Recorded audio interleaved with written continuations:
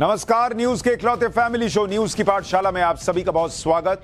मैं हूं सुशांत सिन्हा। ये वो पाठशाला जहां सबकी क्लास लगती है। और सबसे पहले रोज की तरह आपको बता दूं कि आज पाठशाला में क्या क्या है और कौन कौन सी क्लास लगाने वाला हूं। पीएम मोदी ने जिस लाल डायरी की बात की उसमें सोनिया गांधी और प्रियंका वाड्रा का नाम क्यों लिखा मिला, आज आपको यह बताऊंगा, क्योंकि उस कथित लाल डायरी के कुछ पन्ने जो हैं वो हमारे पास मौजूद हैं। वो पन्ने आपको पढ़कर बताऊंगा। लाल डायरी के पन्नों में गांधी परिवार के बारे में लिखी बातें कितनी सच्ची हैं। राजस्थान चुनाव में लाल डायरी ही कांग्रेस की रातें काली करेगी क्या, आज सबसे पहले इसकी बात होगी। फिर बात होगी कि पीएम मोदी को पनौती कहने वालों को मोहम्मद शमी ने कैसे करारा जवाब दिया। पनौती कांड पर पब्लिक का ओपिनियन पोल लेकर आए हैं। पहली बार टीवी पर आप देखेंगे कि राहुल गांधी और दूसरे नेता जो नरेंद्र मोदी को पनौती कह रहे हैं, उस पर देश की पब्लिक ने अपनी राय क्या बताई है, आज आपको यह भी दिखाऊंगा। कृष्ण की जिस नगरी में देश का कोई पीएम नहीं गया, मोदी क्यों पहुंचे। वो मंदिर जिसे 3 महीने में मजदूरों ने नहीं मशीन ने बना दिया है, आज उसके बारे में भी आपको बताऊंगा। फिर बात होगी कि चीन में एक नई रहस्यमयी बीमारी फैली हुई है बॉस। छोटे छोटे बच्चे इसके निशाने पर हैं। अस्पताल वहां खचाखच भर गए हैं चीन के अंदर। और दुनिया में क्या कोरोना जैसा कोई नया संकट आने वाला है, आज इसका चैप्टर भी है। और दिल्ली की सड़कों पर घूमते साइको किलर का चैप्टर है। वो सिरफिरा खूनी जिसने 350 रुपए के लिए मारा और फिर लाश के पास नाचा। और आखिर में किस्सा अनसुना, पीएम मोदी कलाई पर उल्टी घड़ी क्यों पहनते हैं, वो देखिए दिख रही है ना, उल्टी घड़ी नीचे की तरफ है। ऐसा क्यों करते हैं वो, इसका अनसुना किस्सा आपको बताऊंगा। लेकिन सबसे पहले बड़ी खबरों का रिवीजन, उसके बाद पहला चैप्टर।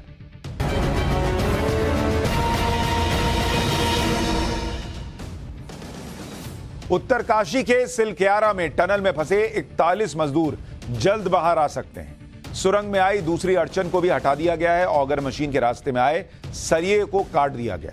वहीं मजदूरों को सुरंग से निकालने की रिहर्सल पूरी हो चुकी है। एनडीएमए के मुताबिक स्ट्रेचर पर पहिए लगाकर रेस्क्यू होगा और स्ट्रेचर से तार को बांधा जाएगा। अगर कोई मुश्किल हुई तो क्रॉलिंग करके रेस्क्यू ऑपरेशन को अंजाम दिया जाएगा। माफिया अतीक अहमद का एक और गुर्गा नफीस बिरयानी पुलिस के हत्थे चढ़ गया। प्रयागराज के उमेश पाल मर्डर केस में नफीस बिरयानी की क्रेटा कार का इस्तेमाल हुआ था। नाम देख रहे कैसा कैसा, नफीस बिरयानी। प्रयागराज पुलिस ने नफीस पर 50,000 रुपए का इनाम रखा हुआ है। नवाबगंज थाना क्षेत्र में पुलिस और बदमाशों के बीच हुई मुठभेड़ में नफीस को पुलिस ने धर दबोचा। मुठभेड़ में नफीस बिरयानी के पैर में गोली लगी। डीप फेक जैसे खतरों से निपटने के लिए सरकार बहुत जल्दी नए नियम लाने वाली है। आज सोशल मीडिया कंपनियों के प्रतिनिधियों से बैठक के बाद केंद्रीय मंत्री अश्विनी वैष्णव ने कहा कि डीप फेक लोकतंत्र के लिए नया खतरा है। अश्विनी वैष्णव ने बताया कि सोशल मीडिया कंपनियों ने भी इस बात पर सहमति जताई है कि डीप फेक के खतरे को लेकर जागरूकता फैलाना चाहिए। अगली बैठक दिसंबर के पहले हफ्ते में होगी, जिसमें यह तय हो सकता है कि नए नियमों के ड्राफ्ट में क्या क्या शामिल किया जाए। जम्मू कश्मीर के राजौरी में चल रहे एनकाउंटर में सेना ने 5 जवानों की शहादत का बदला लिया है। जवाबी कार्रवाई में 2 आतंकी मार दिए। मुठभेड़ में मारे गए आतंकी आईईडी और स्नाइपर चलाने में माहिर थे। आतंकियों के पास से भारी मात्रा में हथियार मिला है। आतंकियों से मुठभेड़ में सेना के 2 अधिकारी और 3 जवान शहीद हो गए। मध्य प्रदेश के रतलाम से अंधविश्वास का हैरान करने वाला मामला सामने आया। करीब 1 साल पहले मर चुके व्यक्ति की आत्मा को लेने के नाम पर उसके परिवार वाले जिला अस्पताल पहुंच गए। ढोल नगाड़े बजाते हुए आए इन लोगों में से एक शख्स हाथ में तलवार लहराता भी दिखाई दिया। हैरानी की बात तो यह है कि अस्पताल में किसी ने इन लोगों को रोकने की कोशिश भी नहीं की। गाजा पट्टी में हमास के ठिकानों पर इजरायल के हमले जारी हैं। हमास के लड़ाकों के खात्मे के लिए इजरायल की स्पेशल फोर्स में मैदान में उतर चुकी है। यह फोर्स हमास की सुरंगों को तबाह करने का काम कर रही है। साथ ही जिन इमारतों में हमास के लड़ाके छिपे हैं उन्हें भी निशाना बनाया जा रहा है। पश्चिमी मीडिया का दावा है कि नेतन्याहू की स्पेशल फोर्स अब तक हमास के कई लड़ाकों को ढेर कर चुकी है और इस फोर्स का एक ही मिशन है, गाजा से हमास का सफाया। तो ये हो गया दिन भर का रिवीजन। अब पाठशाला की पहली क्लास। पीएम मोदी ने जिस लाल डायरी की बात कही थी उसमें सोनिया और प्रियंका वाड्रा का नाम क्यों है। लाल डायरी के पन्नों में गांधी परिवार के बारे में लिखी बातें कितनी सच्ची हैं। राजस्थान चुनाव में लाल डायरी ही कांग्रेस की रातें काली करेगी क्या। साथ ही आपको यह भी बताएंगे कि पीएम मोदी को पनौती कहने वालों को मोहम्मद शमी ने कैसा करारा जवाब दिया। और पनौती कांड पर पहली बार आप देखेंगे पब्लिक का ओपिनियन पोल कि पब्लिक क्या कह रही है नरेंद्र मोदी को पनौती कहने पर। सबसे पहले इसी का चैप्टर।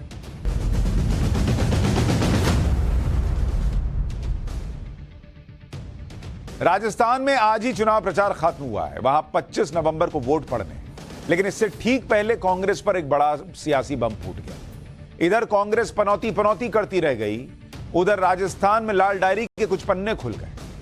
पूरे चुनाव में पीएम मोदी जिस लाल डायरी की बात कर रहे थे, उस लाल डायरी में, जो कथित लाल डायरी के पन्नों में सोनिया गांधी और प्रियंका वाड्रा के नाम लिए जा रहे हैं। यह कांग्रेस के लिए बड़ी टेंशन है, क्योंकि कांग्रेस तो अभी तक इसी बात में लगी है कि पीएम मोदी को कैसे पनौती कहकर घेरा जाए, कैसे नरेंद्र मोदी को मनहूस साबित कर दिया जाए। लेकिन अब कांग्रेस के लिए वो लाल डायरी मनहूस साबित हो सकती है, जो राजस्थान में वोटिंग के पहले एक बार फिर बाहर आ गई। राहुल गांधी ने वर्ल्ड कप की हार के लिए पीएम मोदी को जिम्मेदार बताया, उन्हें पनौती कहा था। लेकिन बीजेपी ने भी जवाब में कहा कि असली पनौती कौन है, यह सब जानते हैं। पनौती वाले बयान को लेकर राहुल गांधी से चुनाव आयोग ने भी अब जवाब मांग लिया है। यानी राहुल गांधी को पनौती वाला मामला भी उल्टा पड़ गया। जैसे चौकीदार चोर है वाले मामले में फंस गए थे, वैसे ही अब मोदी जी पनौती हैं इस मामले में भी अब उनको जवाब देना पड़ेगा। राहुल गांधी ने एक वक्त पर 2019 के चुनाव से पहले चौकीदार चोर है का दाव खेला था। वो दाव नरेंद्र मोदी के खिलाफ नहीं चला, बल्कि पब्लिक ने रिजेक्ट कर दिया और नरेंद्र मोदी को और सीटें आई। अब राहुल गांधी पनौती वाला दाव खेल रहे थे, उसे भी पब्लिक रिजेक्ट कर रही है। उल्टे पब्लिक ये देख रही है कि कैसे भ्रष्टाचार की लाल डायरी के नए नए पन्ने खुल रहे हैं, कैसे नेशनल हेराल्ड के मामले में करोड़ों रुपए की संपत्ति सीज की जा रही है। पिछले 2-3 दिन में 2 बड़े मामले आए हैं, जिनमें कांग्रेस और गांधी परिवार पर सवाल खड़े हो रहे हैं। एक मामला नेशनल हेराल्ड का है, जिसमें 752 करोड़ की संपत्ति जब्त हुई, और अब राजस्थान में चर्चित लाल डायरी के नए पन्नों का खुलासा हुआ।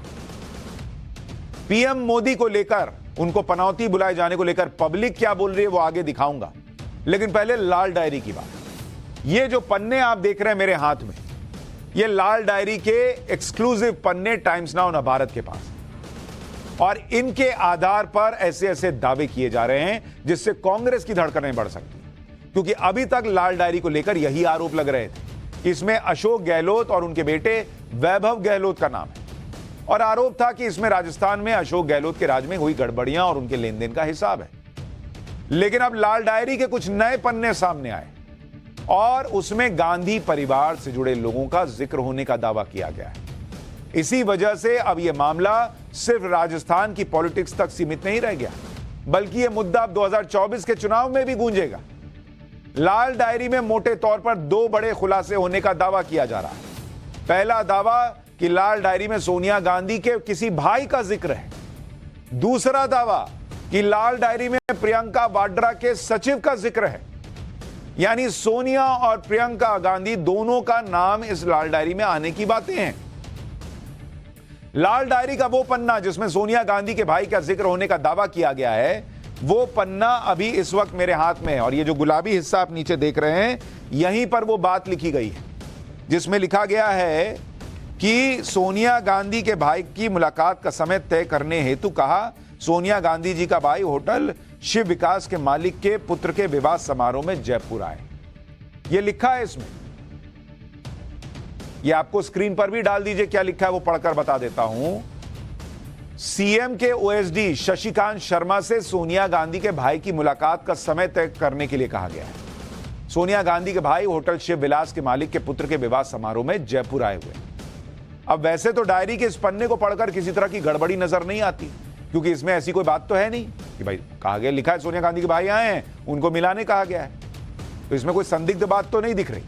लेकिन बड़ी बात यह है कि सोनिया गांधी के भाई का जिक्र इस लाल डायरी में है, और चूंकि लाल डायरी सवालों के घेरे में है, इसलिए सवाल उड़ गए इस लिखी हुई बात पर। यह वही लाल डायरी है अशोक गहलोत की सरकार में मंत्री रहे राजेंद्र गूड़ा ने जिसे राजस्थान विधानसभा में लहराया था। यह तस्वीर याद है ना, यही लाल डायरी। इस लाल डायरी को लेकर ही राजेंद्र गूड़ा ने सनसनीखेज आरोप लगाए थे कि इसमें अशोक गहलोत के सारे काले कारनामों का हिसाब है। राजेंद्र गूड़ा ये कह चुके हैं कि अगर इस लाल डायरी के पन्ने सबके सामने आ जाएं तो भूचाल आ जाएगा। राजेंद्र गूड़ा ने यह भी आरोप लगाया था कि विधानसभा के अंदर लाल डायरी लहराने पर कांग्रेस विधायकों ने उनसे मारपीट की और लाल डायरी के कुछ पन्ने फाड़ दिए थे, कुछ पन्ने छीन लिए थे। राजेंद्र गूड़ा ने अब इस लाल डायरी के कुछ पन्ने जारी किए हैं, और यह दावा किया है कि जयपुर की एक शादी में सोनिया गांधी का भाई बनकर एक व्यक्ति आया था, जिसकी रहने की व्यवस्था अशोक गहलोत ने की। राजेंद्र गुड़ा के मुताबिक सोनिया गांधी का तो कोई भाई ही नहीं है, और जो व्यक्ति सोनिया गांधी का भाई बनकर आया था, दरअसल वो कोई दलाल था, ये वो आरोप लगा रहे हैं। एक बार सुनिए राजेंद्र गुड़ा लाल डायरी पर हुए नए खुलासे को लेकर क्या कह रहे हैं, फिर आगे बताऊंगा कि इसमें गांधी परिवार के और किस शख्स का नाम आया है और क्यों आया है।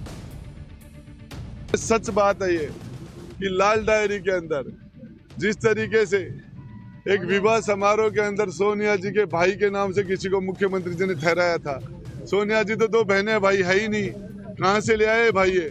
वो एक दलाल था जो एक जिस तरीके से दलाली का काम करता था। इसके अलावा किस किस तरीके से क्या क्या सारे काम इन्होंने किए हैं वो डायरी के अंदर आप देख लेना, सारा का सारा मैंने दे दिया। और इसमें और पन्ने इसके रिलीज होंगे।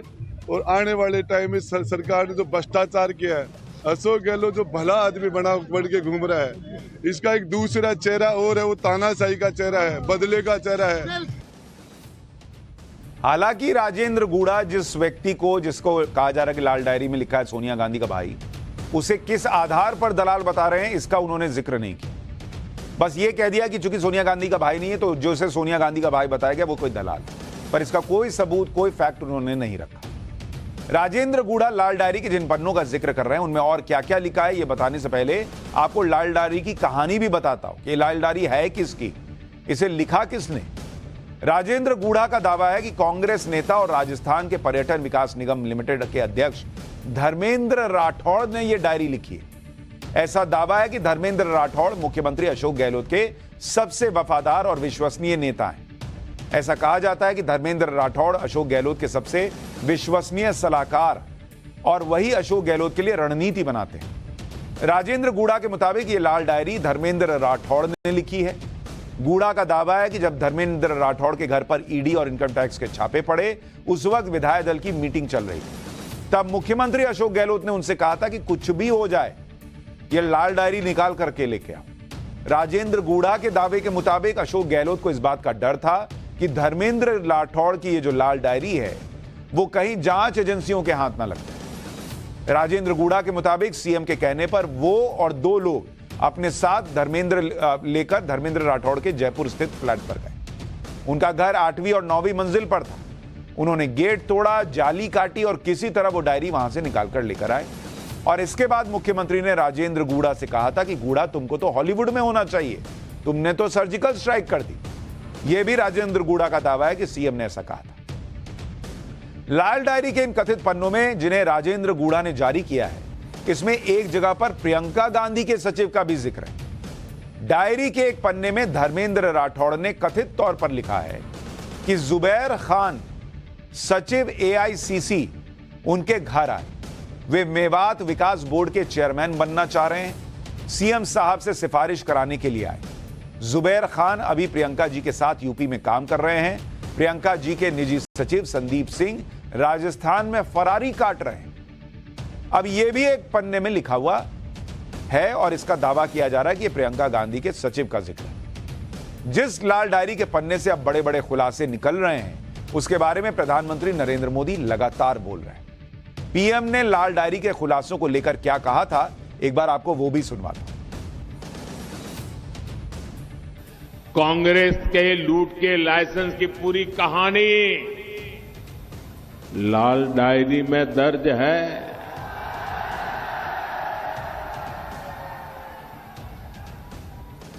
और अब धीरे धीरे हल्के हल्के लाल डायरी के पन्ने खुलने लगे हैं। इधर लाल डायरी का पन्ना खुलता है, गहलोत जी का फ्यूज उड़ जाता है। जादूगर की जादूगरी लाल डायरी में दिखने लगी है। इस लाल डायरी का महत्व इसलिए बढ़ गया है क्योंकि पूरे राजस्थान चुनाव में इसका जिक्र हुआ है। इसी तरह से गृह मंत्री अमित शाह भी लाल डायरी का मामला लगातार उठा रहे हैं। आज भी अमित शाह ने कहा कि अब तो लोग लाल डायरी खरीदने से ही चक रहे हैं क्योंकि लाल डायरी करप्शन का सिंबल बन चुकी है। कांग्रेस की भ्रष्टाचार लाल डायरी भ्रष्टाचार का प्रतीक हुआ है। दीपावली की डायरियां जो निकलती है उसमें आज सबसे कम डिमांड अगर है तो लाल कलर की डायरी की डिमांड है, क्योंकि सबको डर है कि मैं शुभकामनाओं के लिए लाल डायरी दूंगा तो वो भ्रष्टाचार का प्रतीक न माना जाए। इन हमलों से मुख्यमंत्री अशोक गहलोत और कांग्रेस टेंशन में, क्योंकि उन्हें लगता होगा कि लाल डायरी का मामला कहीं राजस्थान में उनके सियासी रंग को हल्का न कर दे। इसलिए सीएम अशोक गहलोत इस पूरे मामले को राजनीतिक साजिश बता रहे हैं। एक बार मुख्यमंत्री को भी सुनिए। और षड्यंत्र करके प्रधानमंत्री के मुंह से आप लाल डायरी बुलवा रहे हो, आप महादेव ऐप बुलवा रहे हो। पहले प्लानिंग करते हैं, 7 दिन पहले की प्लानिंग कि लाल रंग रखेंगे, डायरी का रखेंगे नाम, फिर लाल डायरी का जिक्र होगा असेंबली के अंदर, फिर यहाँ के नेता प्रेस कॉन्फ्रेंस करेंगे और फिर सीकर के अंदर प्रधानमंत्री आएंगे, उनसे बुलवाएंगे लाल डायरी, तो बहुत बड़ा इश्यू बन जाएगा। पीएम मोदी के खिलाफ लाल डायरी जैसा कुछ नहीं भाई। ये तो लाल डायरी में जो है उस पर पब्लिक क्या सोच रही है वो तो अभी चुनाव में पता चल जाएगा, उसके बाद जांच होगी तो और पता चल जाएगा। लेकिन विपक्ष की दिक्कत यह है कि भाई ऐसी कोई लाल डायरी पीएम के खिलाफ तो मिल नहीं रही। नेशनल हेराल्ड जैसा कोई मामला तो पीएम के खिलाफ मिल नहीं रहा। तो विपक्ष ने बहुत दिमाग लगाया तो नरेंद्र मोदी को घेरने के लिए पनौती शब्द निकाल दिया कि भाई इस आदमी को भ्रष्टाचार में तो हम फंसा नहीं पा रहे, तो इसको मनूस साबित कर दो। यानी जब कुछ ना मिले तो कह दो कि अशुभ है, पनौती है, मनूस है। इसलिए कोई पनौती कह रहा है तो कोई पापी तक कह दे रहा है, क्योंकि इन लोगों ने पहले देख लिया कि चौकीदार चोर कहा, वो नहीं चला। अब कुछ नया ट्राई करते हैं और पीएम की इमेज को खराब करते हैं। अपनी तो इमेज सुधर नहीं रही तो पीएम की इमेज को खराब करते हैं। तो पनौती शब्द निकल कर गया, क्योंकि चौकीदार चोर है ये भी नहीं चला। भाई कांग्रेस तो क्रिकेट वर्ल्ड कप के फाइनल में टीम इंडिया की हार के लिए एक तरह से पीएम मोदी की उपस्थिति को जिम्मेदार बता रही है। कांग्रेस को तो यह भी बर्दाश्त नहीं हो रहा कि मैच के बाद पीएम मोदी खिलाड़ियों को हार की निराशा से उबारने के लिए ड्रेसिंग रूम में चले गए। लेकिन खुद टीम इंडिया के खिलाड़ी पीएम मोदी के ड्रेसिंग रूम में आने पर जो कह रहे हैं वो कांग्रेस समेत विपक्ष को सुनना चाहिए। मोहम्मद शमी ने पीएम मोदी के ड्रेसिंग रूम में आने पर कहा कि हार की निराशा के बीच अगर देश का प्रधानमंत्री आपको भरोसा दिलाता है तो उससे आत्मविश्वास बढ़ता है। यानी जो लोग नरेंद्र मोदी को पनौती कह रहे थे उन्हें मोहम्मद शमी ने करारा जवाब दिया है। सुनिए मोहम्मद शमी को। देखिए, बहुत ज़रूरी होता है क्योंकि उस टाइम पर मैच हार चुके थे और जब आपके प्राइम मिनिस्टर जब वहाँ पे आके आपको प्रोत्साहन देते हैं तो वो एक अलग ही एक कॉन्फिडेंस होता है कि देश का जिम्मेदार आदमी आपके साथ आया है, आपके सहानुभूति दे रहा है। वो बहुत ज़रूरी होता है क्योंकि उस टाइम मॉरल वैसे ही डाउन होता है और जब ऐसे मोमेंट में कोई आपका पीएम जैसे इंसान सामने खड़ा है और वो ऐसे बोल रहा है, कॉन्फिडेंस दे रहा है, तो वो एक अलग ही चीज़ हो जाती है, कॉन्फिडेंस बिल्ड करती है। तो मुझे लगता है ये बहुत बड़ा पार्ट है। देखिए वैसे तो इसको समझने के लिए कोई बहुत बड़ा आईक्यू लेवल नहीं चाहिए। क्या अगर टीम हारी हुई है और देश का प्रधानमंत्री जाकर हौसला बढ़ाएगा तो खिलाड़ियों का मन जो है ना उस गहरे गड्ढे में जो चला जाता है हार के बाद, वहां से आसानी से निकल पाए। ये कोई बहुत रॉकेट साइंस नहीं है, सबको समझ में आता है कि इससे मनोबल बढ़ेगा खिलाड़ियों का। लेकिन जो लोग कथित तौर पर मोहब्बत की दुकान खोले बैठे हैं उन्हें नरेंद्र मोदी से इतनी नफरत है, इतनी नफरत कि वो इस लेवल पे चले गए कि नरेंद्र मोदी को अशुभ, मनूस, पनौती कहने लगे। टीम के खिलाड़ी कह रहे हैं कि हार के बाद जिस माहौल में प्रधानमंत्री मोदी ने खिलाड़ियों से बात की उसके बाद खिलाड़ियों का मनोबल बढ़ा और हार से उबरने में मदद मिली। लेकिन विपक्ष को तो नरेंद्र मोदी से नफरत है और इस नफरत की राजनीति में अब ममता बनर्जी क्या कह रही हैं सुनिए। ममता बनर्जी को टीम इंडिया की जर्सी में गेरुआ रंग दिखने लगा, उससे परेशानी हो गई। वर्ल्ड कप का फाइनल अहमदाबाद में क्यों रखा, इससे परेशानी हो गई। ममता बनर्जी कह रही हैं कि टीम की प्रैक्टिस जर्सी का रंग गेरुआ कर दिया, नीली जर्सी में खेलने से मना कर दिया, जिसका खिलाड़ियों ने विरोध किया। फिर भी जर्सी में थोड़ा गेरुआ रंग डाल दिया। फाइनल कोलकाता में होता तो हम जीत जाते। टीम ने वर्ल्ड कप को छोड़कर वर्ल्ड कप का एक मैच छोड़कर सभी मैच जीते। जो मैच हारे उसमें पापी मौजूद थे। पाप तो अपने बाप को भी नहीं छोड़ता। सुनिए एक बार आप किस तरह से ममता बनर्जी इस तरह की बात कर रही हैं। ये उस बात को बता रहा हूं आपको, और चूंकि वो बांग्ला में बोल रही हैं इसलिए हमने आपको हिंदी में ट्रांसलेशन बताया है। लेकिन आप सोचिए कोई ममता बनर्जी से ये भी पूछे कि बॉस आप ये बताइए कि कोलकाता में मैच होने से टीम इंडिया जीत जाती। 1996 का वर्ल्ड कप तो कोलकाता में सेमीफाइनल टीम इंडिया हारी थी, तब क्यों नहीं जीती? और गेरुआ रंग की जर्सी पहन के प्रैक्टिस करने से टीम इंडिया फाइनल हार गई, तो 10 मैच कैसे जीती उसी गेरुआ रंग से? इसी तरह आम आदमी पार्टी भी पीएम मोदी पर पर्सनल अटैक कर रही है, उन्हें पनौती कह रही है। आम आदमी पार्टी ने अपने ट्विटर हैंडल से ऐसे मीम वाले वीडियो डाले हैं जिसमें पीएम मोदी को पनौती बताया जा रहा है। पनौती हटाओ देश बताओ जैसे देश बचाओ जैसे नारे लिखे जा रहे हैं। मतलब केजरीवाल की पार्टी भी लग गई। पीएम मोदी को पनौतियों का सिकंदर कहा जा रहा है आम आदमी पार्टी की तरफ से। क्यों भाई? क्योंकि नरेंद्र मोदी के खिलाफ कोई शराब घोटाला तो मिल नहीं रहा। नरेंद्र मोदी को शीश महल तो 45 करोड़ का बना के रह नहीं रहे। कोई मुद्दा मिल नहीं रहा तो उनको पनौती बताओ। बंगाल में जिस तरह से भर भर के नोट निकले मंत्रियों के यहां से, नेताओं के यहां से, टीएमसी के, वैसा तो नरेंद्र मोदी के घर से निकला नहीं, तो नरेंद्र मोदी को पापी बताओ। इस तरह की पॉलिटिक्स चल रही है बॉस। जब विपक्ष नरेंद्र मोदी से सीधी टक्कर नहीं ले पा रहा तो उनके खिलाफ पर्सनल अटैक तेज कर दिए। इस गलतफहमी में कि मोदी को गाली देने से उनकी गाड़ी चल जाएगी। एक बार पीएम मोदी ने क्या कहा है वो सुनिए, फिर मैं आपको दिखाऊंगा कि नरेंद्र मोदी को पनौती कहने पर पब्लिक क्या कह रही है। बहुत लोग हैं जो भारतीय जनता पार्टी की ताकत को जानते ही नहीं है। उनको लगता है कि मोदी को गाली दे दोगे तो उनकी गाड़ी चल जाएगी, लेकिन उनको पता नहीं है ये पार्टी ऐसी है जिसे कार्यकर्ताओं ने अपने खून पसीने से बनाया है। ये पार्टी ऐसी है जिसमें 4 पीढ़ियां खप गई है और एक ही सपना लेकर के, भारत माता की जय। प्रधानमंत्री मोदी ने यह भी बताया कि बीजेपी वो पार्टी है जिसको बनाने में कार्यकर्ताओं ने खून पसीना बहाया। 4 पीढ़ियां खप गई। और इसलिए आज जब राजस्थान में चुनाव प्रचार के दौरान पीएम मोदी ने अपनी रैली में एक वरिष्ठ कार्यकर्ता को देखा तो वो भावुक हो गए।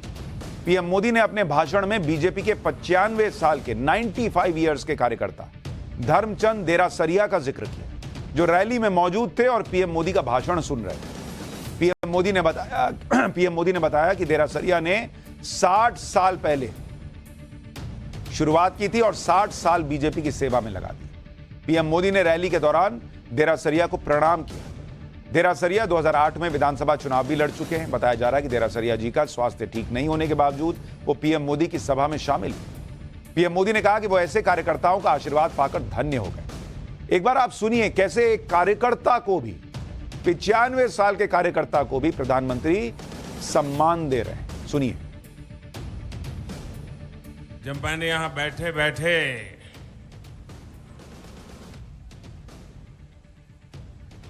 श्रद्धेय देरासरिया जी को देखा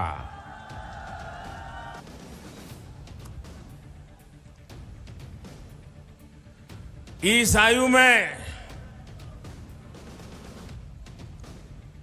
शायद जीवन के 6 दशक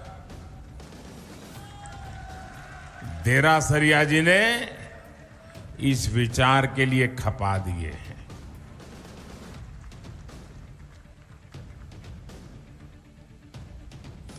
और एक कार्यकर्ता के रूप में नीचे बैठ करके हम सबको आशीर्वाद दे रहे हैं और पूरे अभियान को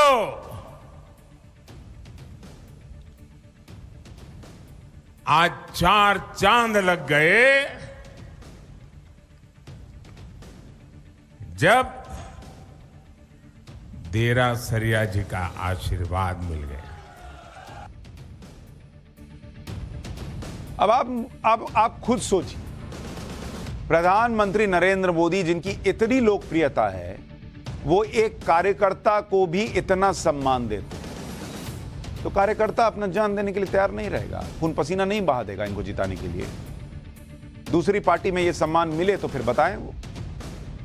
और पीएम मोदी के खिलाफ जिस तरह से व्यक्तिगत बयानबाजी हो रही है, उस पर हमने जनता की राय भी जानने की कोशिश की, पब्लिक ओपिनियन, कि आखिर जनता पनौती और पापी जैसे बयानों पर क्या कह रही है। सुनिए पब्लिक क्या कह रही है। पनौती कांड पर पब्लिक का ओपिनियन पोल देखिए पहली बार, कि देश की जनता नरेंद्र मोदी को पनौती कहे जाने पर क्या कह रही है। अलग अलग शहरों से हमने रिएक्शन मंगाया, सुनिए।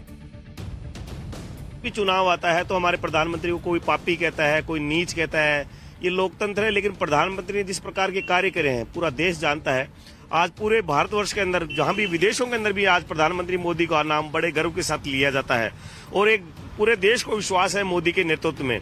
तो ये जो लोग बात बोलते हैं, मैं तो ये कह रहा हूँ कि हालांकि अपने देश की छवि खराब होती है, ये खुद एक, मैं तो ये कह रहा हूँ खुद एक पनौती है। ये ऐसी पनौतियां ही चाहिए जो देश के अंदर ऐसे उल्टे काम करिए। 370 हटाना हुआ, ये सब उल्टे काम, ये मानती है ना, हमें ऐसे उल्टे काम बहुत पसंद है और हम ऐसे आदमियों के साथ रहना और इनको प्रमोट करना। ऐसी पनौतियां भगवान इस देश में हर साल दे और इस मोदी की इस पनौती की उम्र बढ़ाए, ताकि ये पनौती हमें आगे है ना, हमारा जो देश का भविष्य जो हमें दिख रहा है ना, वो हमें और क्लियर दिखे। बताता हूँ, बहुत ही शर्मनाक बात है कि देश के प्रधानमंत्री उच्चतम पद पर जिस तरह की वर्ड का यूज किया था, इससे लगता है कि राहुल गांधी जी या तो अनमेच्योर्ड है या अनक्वालिफिकेशन, उनको शिक्षा का कोई ज्ञान नहीं है। कि गरिमा का, सबसे बड़ी गरिमा का पद होता है प्रधानमंत्री, उसके लिए आप ऐसे वर्ड यूज कर रहे हो, तो इससे शर्मनाक बात कुछ ही नहीं होती है। और ये जो इन्होंने ठगबंधन किया है, ये इसकी बौखलाहट को दिखाता है। राहुल गांधी की ओछी सोच, उसकी ओछी मानसिकता ये दर्शाती है कि जो शब्द उन्होंने कहे हैं वो बिल्कुल सरासर गलत हैं और जनता वोट के माध्यम से राहुल गांधी को जवाब दोगी। आज की डेट में अगर ऐसे लोग हमारे प्रधानमंत्री को कहते हैं विपक्ष में बैठ के, ऐसा उनको बिल्कुल नहीं करना चाहिए। बेहद ही शर्मनाक भाषा का उपयोग करते हैं ये लोग। प्रधानमंत्री के लिए इस तरह का शब्द बोलना बहुत गलत है, क्योंकि देखो उसको जनता जनार्दन ने चुन के पार्लियामेंट में भेजा है और उन्होंने डायरेक्ट अटैक किया है उनके ऊपर कि ये पुनौती है। अरे पुनौती तो मैं तो कह रहा हूँ ये खुद है जो नहीं, बिल्कुल नहीं ठीक है। वो जो बोल रहे हैं वो तो गलत बोल रहे हैं, बट आई थिंक वो लोग अभी क्या है कि उनके पास कुछ मुद्दा नहीं है, तो जिस वजह से वो ऐसे वर्ड यूज करते हैं उनको लगता है कि बेनिफिट होगा। जब उन्होंने गलत शब्द का प्रयोग किया, जनता ने मत के द्वारा उनको बाहर का रास्ता दिखाया। और जो अपने प्रधानमंत्री को सम्मान न दे पाई, सिर्फ अपने परिवार के लोगों को सम्मान दे पाई, ऐसी कांग्रेस की सोच उनको जनता ने नकारा है। देखो नहीं बोलना चाहिए था। देखो राहुल जी हमारे बड़े भाई, हमारे नेता भी हैं, ऐसा नहीं बोलना चाहिए था उनको। लेकिन हाँ, मोदी जी वहाँ घमंड में बैठे थे, मैच तो एक झटके में जीत जाएंगे। वो झटका ऊपर वाले क्या दे रहे हैं, अंधेर नहीं है मैडम, ये चीज माननी पड़ेगी हमें। देखो हमें दुख है, हमारी टीम आ रही है, हमें बहुत दुख है। मोदी जी का जो प्रधानमंत्री का पद है वो गरिमामय पद है। अगर उसके बारे में अगर कोई भी व्यक्ति किसी पद पे बैठे हुए व्यक्ति को अगर गलत ठहराता है तो वो पूरे देश की उसमें बदनामी है। उसको मैं यही कहना चाहूँगा कि पनौती नहीं है। आप अगर उस चीज़ को अगर उस धारणा से अगर देखेंगे तो आपको समझ आएगा। वो व्यक्ति वहाँ पे जाके मैच के हारने के बाद भी टीम को सपोर्ट कर रहा है, टीम को सपोर्ट करने के बाद भी वो चीज़ों को समझ रहा है। पनौती तो ममता बनर्जी खुद हैं, राहुल गांधी खुद हैं, जो कांग्रेस का बुरा हाल कर रखा है। ये पब्लिक का रिएक्शन है बॉस। सबको ये बात नागवार गुजर रही है कि देश के प्रधानमंत्री को आप पनौती कह रहे हैं। और जिस तरह से मैं यही तो कहता हूं कि आप पॉलिटिकल सोच जो रखते हैं ना, वो पब्लिक जो है वो उसको देखती है, समझती है। आप चौकीदार चोर हैं बोल दें और कोई नरेंद्र मोदी पर भ्रष्टाचारी होने की बातें मान लेगा, ये नहीं हुआ 2019 में। और अब आप कह देंगे कि भाई चूंकि क्रिकेट से लोग इमोशनली जुड़े हुए हैं तो एक काम करते हैं, धीरे से इसमें पनौती वर्ड घुसा देते हैं तो लोगों को लगेगा कि नरेंद्र मोदी जो हैं वो देश के लिए अशुभ हैं। अरे भैया, पूरी दुनिया में सबसे तेजी से बढ़ती अर्थव्यवस्था बनी हुई है भारत, महंगाई कंट्रोल में हो रखी है, पूरी दुनिया बाप बाप कर रही है, जिससे दिवाली में रिकॉर्ड खरीदारी हो रही है, अपनी आर्म्ड फोर्सेस स्ट्रांग हो रही है। क्या 10,000 चीजें हैं बोलने के लिए, लेकिन आप ऐसे में किसी को अशुभ बताएंगे? ये अशुभ होने के संकेत हैं क्या? और अगर इसी तरह की भाषा का इस्तेमाल करेंगे तो मुझे तो लगता है इनको और नुकसान है। नरेंद्र मोदी के साथ तो जनता का आशीर्वाद है ही, लेकिन आज नरेंद्र मोदी कहीं और भी गए थे आशीर्वाद लेने। पाठशाला में अब अगली क्लास, भगवान कृष्ण की जिस नगरी में देश का कोई पीएम नहीं गया, नरेंद्र मोदी वहां पहुंचे क्यों? वो मंदिर जिसे 3 महीने में मजदूरों ने ही मशीन ने बना दिया, आज उसका भी चल रहा है।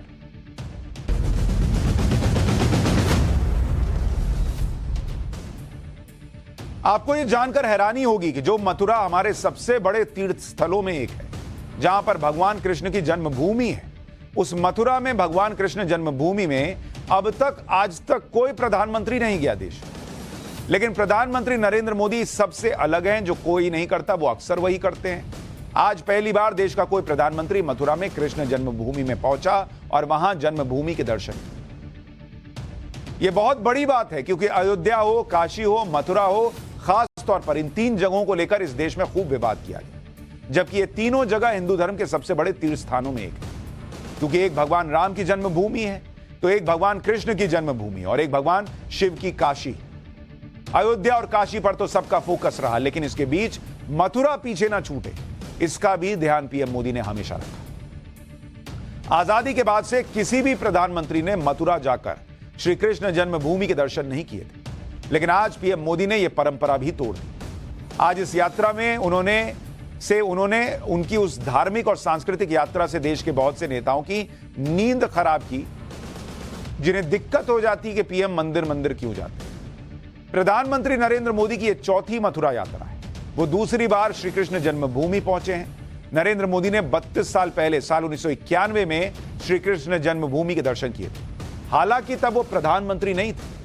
1991 में बीजेपी का संगठन मंत्री रहते हुए श्री कृष्ण जन्मभूमि के दर्शन करने पहुंचे थे नरेंद्र मोदी। इसके अलावा नरेंद्र मोदी राष्ट्रीय स्वयंसेवक संघ की प्रतिनिधि सभा की बैठक में शामिल होने भी मथुरा जा चुके हैं।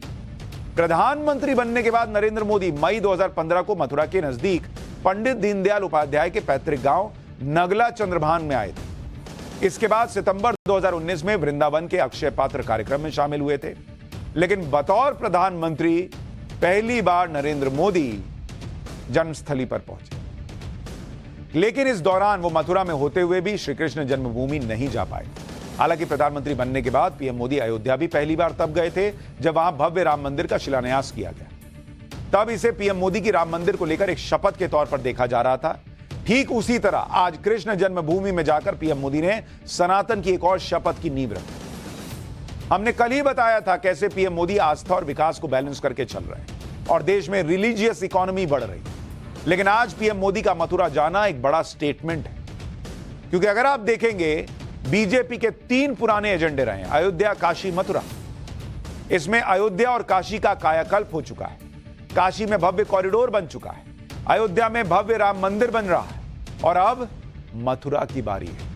यानी अयोध्या और काशी के बाद अब मथुरा की बारी है, इसका संकेत भी अब पीएम मोदी ने दे दिया। मथुरा के कायाकल्प की जरूरत इसलिए भी है क्योंकि बड़ी संख्या में वहां पर श्रद्धालु आते हैं। मथुरा वृंदावन में करीब 5500 छोटे बड़े मंदिर हैं, 5500 मंदिर। मथुरा में साल 2022 में 6 करोड़ 50 लाख से ज्यादा टूरिस्ट आए थे, जो काशी के बाद सबसे ज्यादा संख्या है। सामान्य दिनों में 15,000 श्रद्धालु रोजाना यहां आते हैं। त्योहारों पर रोजाना 50,000 श्रद्धालु यहां पहुंचते हैं। अब वृंदावन में बांके बिहारी कॉरिडोर भी बनने वाला है, जिसके बारे में मैंने आपको कल बताया था। बांके बिहारी कॉरिडोर की लागत करीब 262 करोड़ रुपए होगी। कॉरिडोर बनने से इलाके का विकास होगा, अस्पताल, होटल, रिजॉर्ट सब बनेंगे। और अब प्रधानमंत्री जब मथुरा पहुंचे हैं तो वहां पर भी विकास की और गति बढ़ी। पीएम मोदी मथुरा जाने की उनकी जो टाइमिंग है वो भी बहुत दिलचस्प है। आज ही राजस्थान का चुनाव प्रचार खत्म हुआ है और इसी बीच पीएम मोदी भगवान कृष्ण की जन्मभूमि मथुरा पहुंचे। मथुरा का इलाका राजस्थान की सीमा के करीब भी है। मथुरा जिस ब्रज इलाके में आता है, उस ब्रज इलाके में राजस्थान के भी कई इलाके आते हैं। भरतपुर और धौलपुर जैसे इलाकों में ब्रज भाषा बोली जाती है। इसी तरह से जिस दिन मध्य प्रदेश और छत्तीसगढ़ का चुनाव प्रचार खत्म होने वाला था, उस दिन पीएम मोदी झारखंड के खूंटी गए थे, जहां आदिवासियों के भगवान बिरसा मुंडा का गांव। मध्य प्रदेश और छत्तीसगढ़ दोनों ही जगह पर आदिवासी वोटों का बहुत प्रभाव है, तो पीएम ने इसके लिए इसके जरिए आदिवासी वोटों का गणित भी साध लिया था।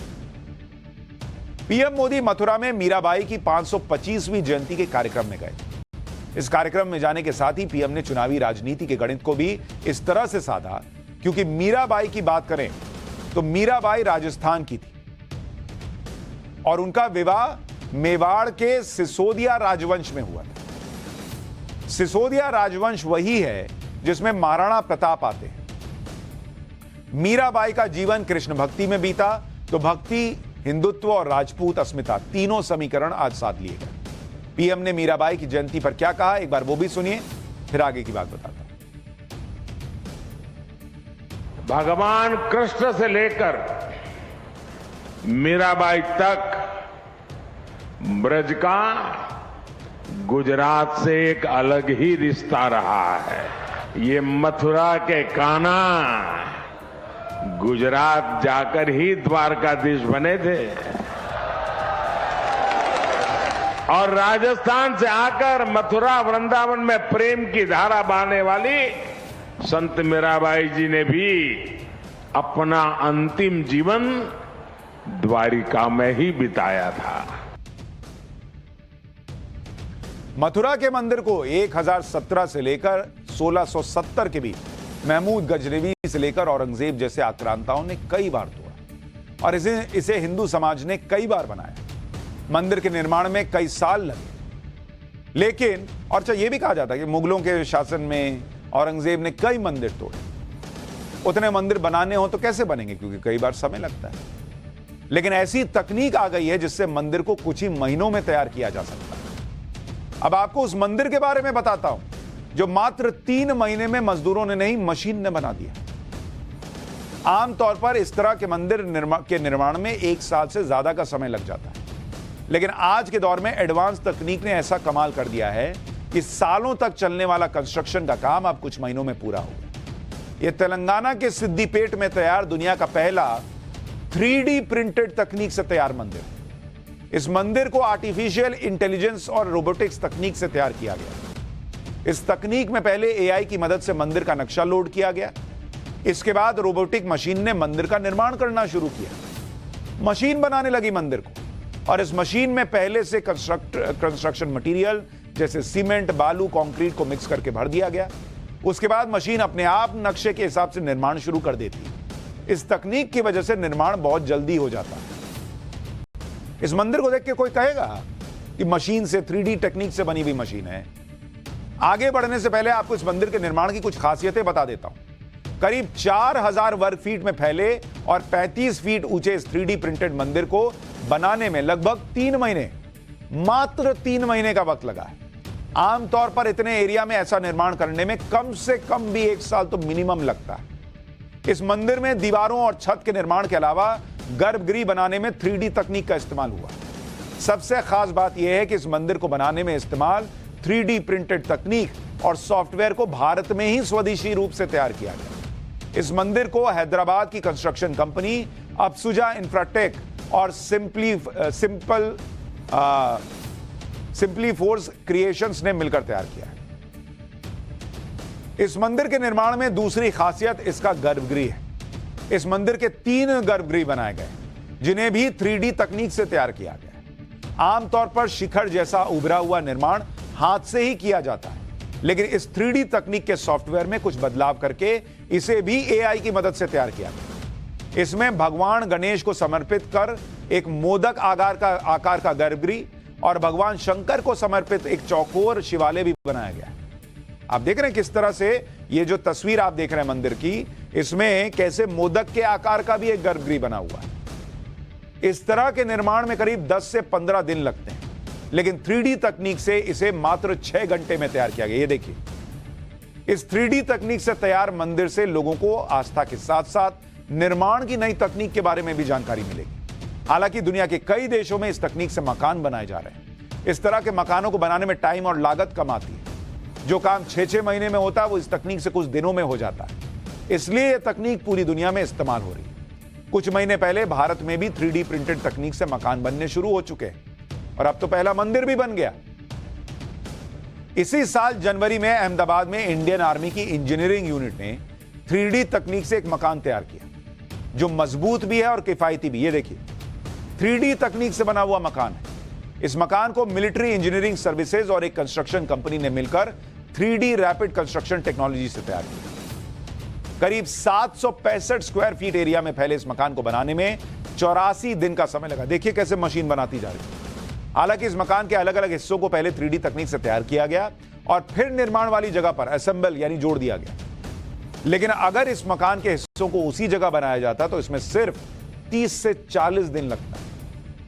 30 से 40 दिन में नया मकान बन जाता बॉस। आमतौर पर इस तरह के मकान को बनने में 6-8 महीने साल भर तो लग ही जाता है, लेकिन इस तकनीक ने कंस्ट्रक्शन के मायने को पूरी तरह बदल दिया। ये इस वक्त दुनिया में हो रहा है। अब एक और मकान दिखाता हूं, इसे भी 3D तकनीक से बनाया गया है। इस मकान की सबसे हैरान करने वाली बात यह है कि इसे मात्र 5 दिन में तैयार किया गया। 5 दिन में बॉस। मतलब इधर आप बोलेगे सुनो मेरा घर बनाओ, मैं जरा घूम के आता हूं, हफ्ते भर की छुट्टी से आए घर बना हुआ मिल गया। और कीमत सुनिएगा तो और हैरान रह जाइए। इस मकान को IIT मद्रास के कुछ छात्रों ने मिलकर तैयार किया है।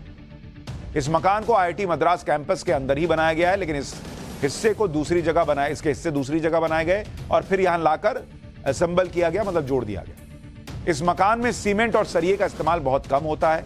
इसके अलावा ईंट और पत्थर का इस्तेमाल बिल्कुल न के बराबर होता है। करीब 600 स्क्वायर फीट वाले इस मकान की लागत 5 से 5.5 लाख रुपए मात्र आई है। आमतौर पर इतने बड़े मकान को बनाने में 30-35 लाख रुपए तो आराम से लग जाता है और घर बन भी गया 5 दिन में। 3D टेक्नोलॉजी के इस्तेमाल से अब बिल्डिंग, पुल और दूसरे इंफ्रास्ट्रक्चर प्रोजेक्ट तैयार हो रहे हैं और यही वजह है कि 3D प्रिंटिंग का ग्लोबल मार्केट तेजी से बढ़ रहा है। 2021 में ग्लोबल 3D प्रिंटिंग का बाजार 1,14,000 करोड़ का है, जो 2030 तक बढ़कर 6,30,000 करोड़ रुपए हो जाएगा। साल 2021 में 3D printing construction market 8,287 crore रुपए का है, जो 2030 तक बढ़कर 48 लाख करोड़ रुपए का हो जाएगा। 3D तकनीक की मदद से बिल्डिंग बनाने की लागत के अलावा करीब 60% समय की बचत होती है। इसके अलावा 3D तकनीक से कंस्ट्रक्शन में मजबूती के साथ साथ एक्यूरेसी भी बढ़ जाती है। किसी भी 3D प्रिंटेड घर की औसत उम्र 50 से 60 साल तक होती है, यानी सस्ता भी है, टिकाऊ भी है। सबसे खास बात 3D तकनीक से मकान बनाने में लेबर की जरूरत 90% कम हो जाती है, क्योंकि ज्यादातर काम मशीनों से हो जाता है और इसमें वेस्ट बिल्डिंग मटेरियल भी 90% कम निकलता है। यह हो रहा है इस देश में और अब पहला 3D मंदिर भी बन गया है। तोड़ने वाले तोड़ के चले गए, अब ये तकनीक आई है तो धड़ धड़ धड़ धड़ मंदिर बन भी जाएगा। तोड़ने वाले कितने सन की थे ये तो सबको पता है, लेकिन पाठशाला में अब किस्सा सुनना। प्रधानमंत्री नरेंद्र मोदी की शख्सियत ऐसी है कि वो जो कुछ भी करते हैं वो सुर्खियां बन जाती हैं। इन्हीं में से एक है पीएम मोदी की कलाई में उल्टी घड़ी पहनने की आदत, जिसे आपने भी पीएम मोदी की कई तस्वीरों में नोटिस किया होगा। सबके लिए कलाई पर घड़ी का हिस्सा देखिए ऊपर रहता है ना, वो नीचे की तरफ करके पहनते हैं। आज पाठशाला में पीएम मोदी की कलाई में दिखने वाली उल्टी घड़ी का किस्सा। एक इंटरव्यू में पीएम मोदी ने खुद बताया था कि आखिर वो अपनी कलाई पर उल्टी घड़ी क्यों बांधते हैं। पीएम मोदी के मुताबिक अक्सर उन्हें मीटिंग के दौरान समय देखना होता है। ऐसे में वो ये नहीं चाहते कि सामने बैठे लोगों को इसका पता चले और उन्हें लगे कि भाई मैं कुछ कह रहा हूं और ये घड़ी देख रहे हैं। तो पीएम मोदी ने कहा कि उन्हें जब कभी ऐसी बैठकों में समय देखने की जरूरत होती है तो उल्टी दिशा में घड़ी होने की वजह से आराम से टाइम देख लेते हैं और लोगों को इसका पता भी नहीं चलता। पीएम मोदी ने आगे कहा कि अगर मीटिंग के दौरान कलाई घुमाकर बार बार घड़ी देखेंगे तो इससे जो मीटिंग में बैठे हुए लोग हैं उन्हें अच्छा महसूस नहीं होगा, यानी दूसरों की फीलिंग्स का ध्यान रखते हुए अपना काम भी हो जाए और दूसरा हर्ट नहीं हो, इसलिए उल्टी घड़ी पहनते हैं। अब उस घड़ी में तो समय जो भी आए